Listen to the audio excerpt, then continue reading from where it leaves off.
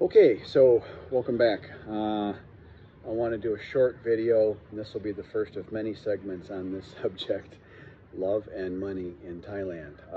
It's very different, and it's exactly the same as Western culture. I will attempt to explain some of that. So, as a famous comedian in the United States, Chris Rock said recently, he said, nobody ever said, gee, my wife and I got so much closer after I lost my job. And that puts a fine point on it.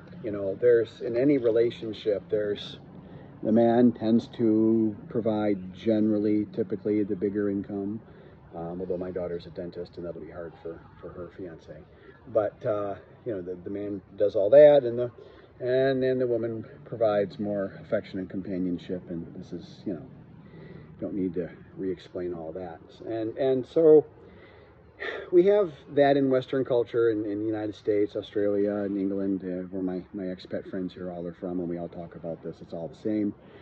You come here, and it can be the same. There are Thai ladies who will share bank account with you, and they'll contribute somewhat equally. I mean, they'll do what they can, they have a good job or whatever. And it can be kind of like a Western relationship. Those are very rare, though. I have one friend that has that. That's very rare. I just know the one guy. And then you can go the other extreme. You can basically, and a lot of guys do this, a lot of Thai ladies actually expect this and ask about this. You can pay the lady an allowance.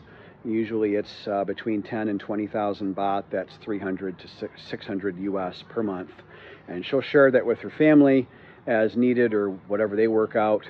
And some guys even give that money, and then the lady's required to buy the groceries and things like that out of that allowance. I think it's kind of a Pattaya thing. The guys will give the lady like 10,000 baht, 300 a month, and she has to buy food out of that. So that's very tight. That's really not an allowance. That's a different thing, and that's, if they agree to that, I guess that's okay, but that's more of a different thing. An example of how, and where did all the scamming, where do all the ladies who are always talking about money, how did that all come about in Thailand? Well, the root of that is just their culture. So if you give a gift to someone, they might ask, how much did it cost? This is in a more traditional culture, they'll do that. I have to double check. I think the more modern people in the urban areas, the big cities, like actually in Kolat and such, I think maybe they don't do that. But the more traditional and more rural country, whatever, ladies, their families will be like that, and they'll ask what it costs, and it's not uncommon for someone to exaggerate the cost a little bit.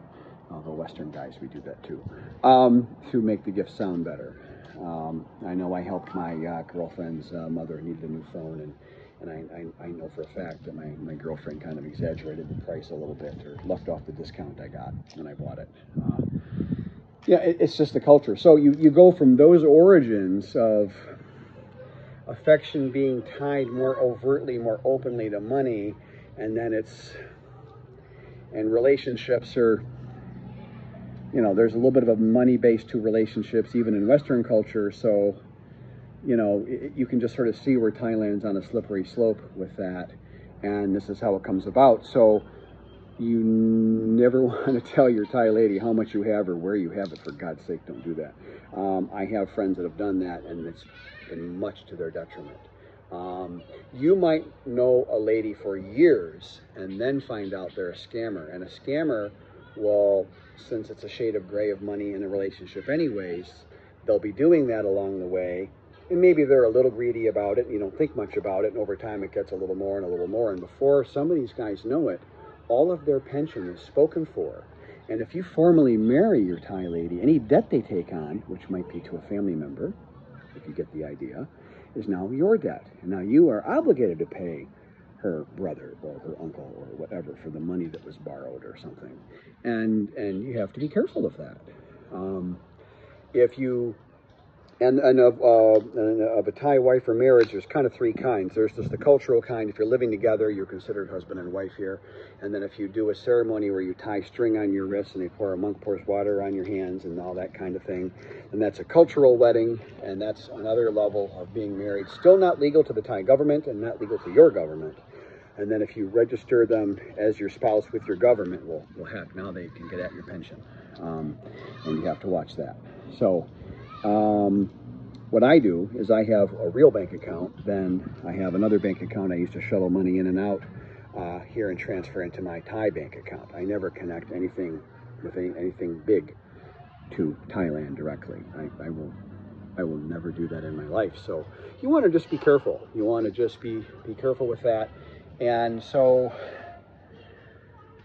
you know, as an example, I had a really good, I don't want to name any names, so just someone I know really well was saying about they're having some trouble with some friends that weren't being very good friends to them. And I agree, the friends weren't being very kind to them. And the comment was, well, why should I care about them? They don't give me money, you know. And I was slightly struck by it because that's not something that an American person would say offhand in conversation, but that goes to the point. It's more overt here, and it is possible. Now, going to different types of relationships, I see a lot of guys here, they're in their 60s, you know, 65 is a very common age, you know, just late 60s, very common age here for expats. And you know, they've got a girlfriend 30, they've got a girlfriend 27, 35, you know, and you think, oh my God, that's ridiculous. The lady is, you know, kind of looking at it as a little bit of her job, and the guy's providing financial stability for her and her family. And some of these guys are, you know, I know of some people they're doing 30,000, 40,000 baht a month, so that's, you know, over $1,000, $1,300 a month. And here in Thailand, that's a lot of money. That's a lot of money. A whole family and a whole extended family can live off of that, and that makes them a big hero. So, you know, there's all kinds of shades of gray to do this. There's many ways to kind of cut up this pie, and you can go from having just a formalized, you don't want to really be in love, you don't want to have your heart broken again, you know, whatever, you can just have a Thai girlfriend or Thai wife or however you want to say it, and work out a you know, a financial arrangement, and that's entirely okay here. That's I'm not judging, that's just the culture here, and that's entirely okay. Personally, I'm looking for a little more emotional connection, and that makes it harder. It makes it a lot harder, you know. And you can do that, and I think I'm doing that, and you can do that here.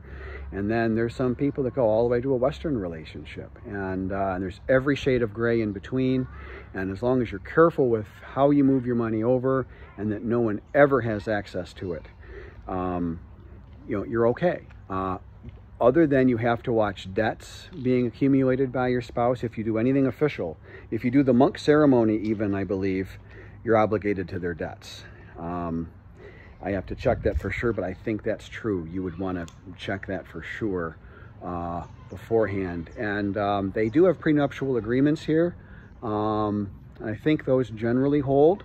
There's rules on how you do them, and I'm not going to get into all that, but you know, people do that. People also, expats get lawyers and try and own property. I've mentioned this before. You cannot own property here.